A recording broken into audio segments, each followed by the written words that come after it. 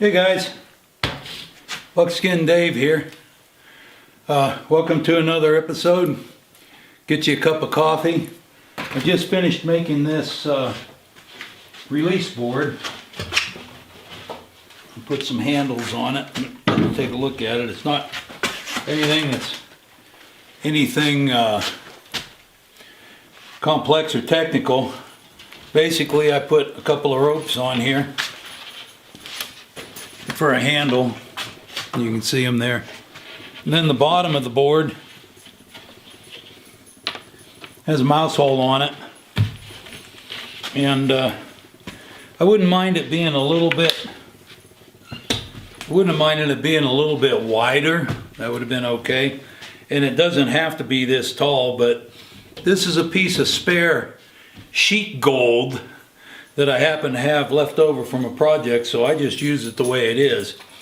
And how you'd work with this, especially trying to release an animal for a trap that unharmed, and you know, like a lot of times if you have a coyote trap and you catch a bobcat in it and the bobcat ain't in season, you have to release it.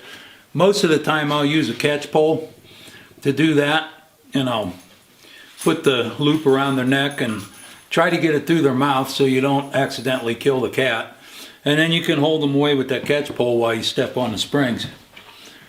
That's one method, but I've had to release, let's see, I released a small bear, I've released 3 mountain lions, probably 2 or 3 eagles, what else? Oh, pronghorns. Pronghorns seem to step in my traps too. And they're a little bit bigger, heftier animal. And mountain lions. Mountain lions are kind of tough. It's always good to have help with a mountain lion. Anyway, what you do is you use your foot and you kind of back the critter up, and you can kind of get behind this a little. Back the critter up and then set that mouse hole at the bottom over their foot. Okay, and usually they'll stretch the chain out for you. Then you can either, sometimes you can just step on the springs, and I like to tuck back a little. You can either step on the springs and it'll be enough to let them out, but you want to try to get down behind the board so it doesn't see you. So a lot of times you can get down like that, and you can step on one spring and push the other spring with your hand, or you could even tuck it back like so and use both hands. It's a little clumsy, but it's better than getting hit with those claws. Cat season's open now, and I'll be setting some cat. It opened last week. I'll be setting some cat traps out here, and if I catch a lion or something, I got something. If I have to do it myself, it's a little bit more protection. The first time I used one of these is kind of a funny story. I was trapping coyotes, coyotes and cats actually, in a low desert area, and I was using drags at that time. There was enough brush to hang up a cat, you know, and a bobcat. Well, anyway, I got there and all my stuff was gone. There was drag marks, and every bush that this critter tied up into, it just ripped it out. And it didn't take long in the sand to figure out that I had a mountain lion on there, and it was about an average sized mountain lion for that. Now, you got to remember, this is in the early 80s. I kind of just started getting into this game of trapping.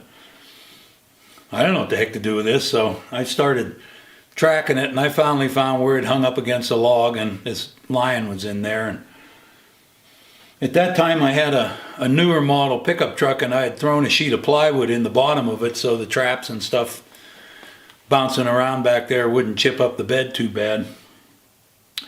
So what I ended up doing is getting that sheet of plywood. Now this was a big sheet of plywood, you know, probably 1/2 inch. This one here, yeah, this is 1/2 inch.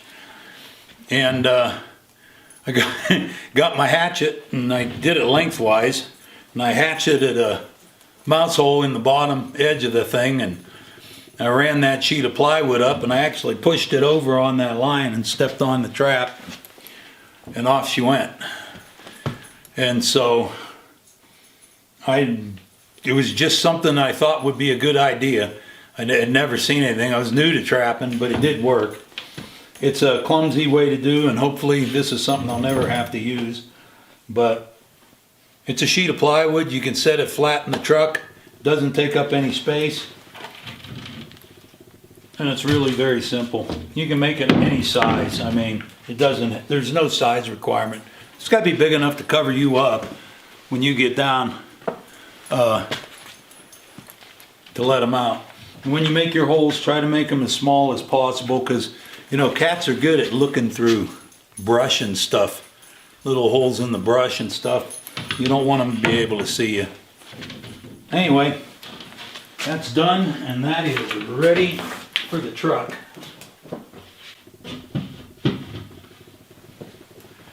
Anyway, we finally got winter. It was 0 last night. I don't think it's hit 30 yet today. It's probably like 26, something like that. We got a little bit of snow, nothing serious, but it's definitely warmer working in the shop these days. So got that project done, and I'm going to go over here and work on this Sharps barrel a little bit. So heat up your coffee and come on, let's take a look and see how this Sharps is coming. I like to do this several times. There we go. It's 750 thousandths all the way around to that block. So what we got to do is turn this stub down to 750 thousandths is all. I just put another tip. It's kind of got a rounded edge to it. For facing this off, it'll make a lot smoother finish cut here. So let's give it a try.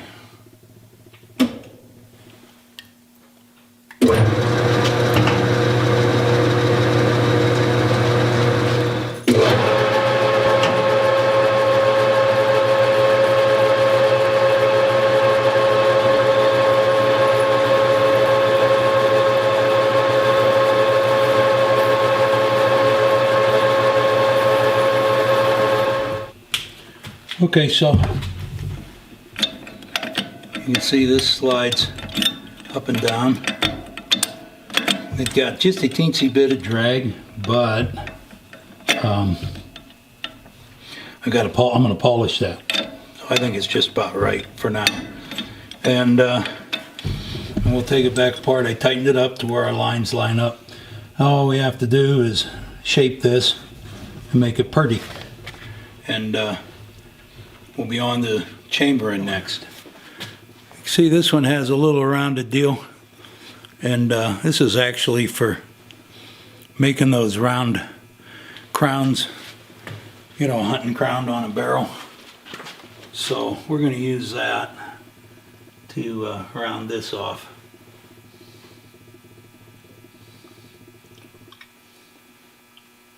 There we go.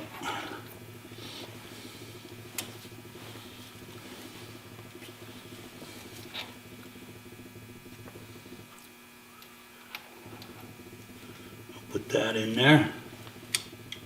It makes a pretty smooth finish too, so it's really a good deal. Okay, now I got to set it up. So I'll have to change this just a little.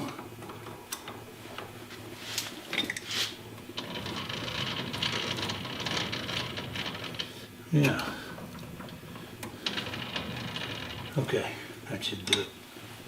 This is a very easy touch.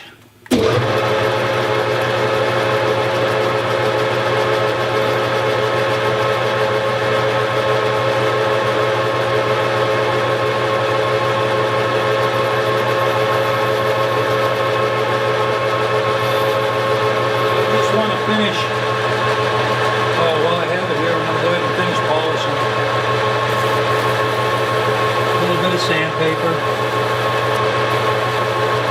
polish our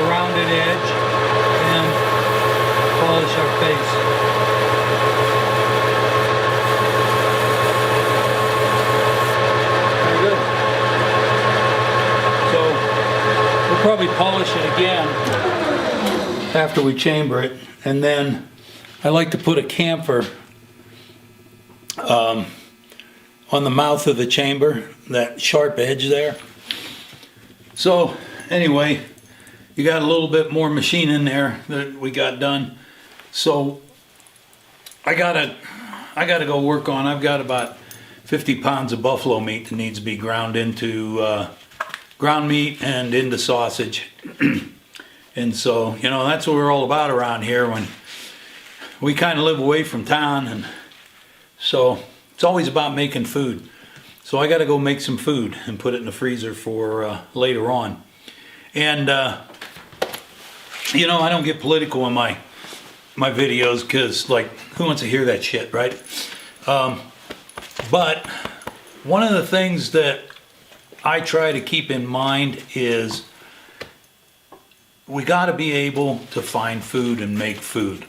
No matter what they do or what laws they pass, we got to figure out a way to make our own food in case the stores are empty and the trucking thing, you know, goes kafunk. And so we got to make our own food. And it's starting to bother me that I cannot find primers anywhere. Potter's starting to come back, but I'm having trouble with primers, and primers are pretty important. And so are caps for your cap and ball pistols, and also for your cap rifles. These are tools that you can get food with, okay? They're very important tools, why I like them so much. In the old days when the caps first came out, man, a lot of them flinter shooters, they didn't really want to go to caps right off, because if they ran out of caps or lost them, or, you know, fell in the water and they went flying out in the water, their rifle didn't work without the caps. So they like the flint because they can also go out and nap a little rock. They can still make their gun work. Well, in today's world with muzzle loaders, we still can have the option of using a flintlock. And if we have a cap lock, there's companies now out there, and I'm going to experiment with some of them here upcoming, that you can construct your own cap. So you will have caps if you can't get them in the store. And I'm going to try to do a little bit of experimenting. I've been told it could be done, but you can actually take a primer apart and put a little bit of the chemical in there, or match heads, or there's all kinds of formulas, and then put the anvil back in and actually get a primer to work again. So to me, these are more important than stockpiling ammo, because, you know, it's good to have ammo, don't get me wrong, because I like to shoot and I like to practice and stuff. But if you can't get those things that you need to procure food, the thing about a black powder gun is you can make your own black powder. It's not a very difficult deal, okay? You can make other things.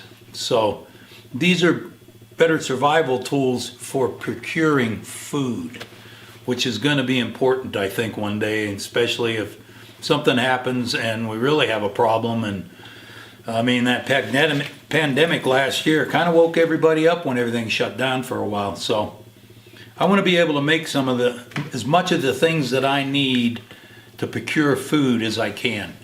And that's what I'm going to emphasize on this next year. Anyway, that's all I got for you today. You guys have a great day, okay? And thanks for stopping by. Bye-bye.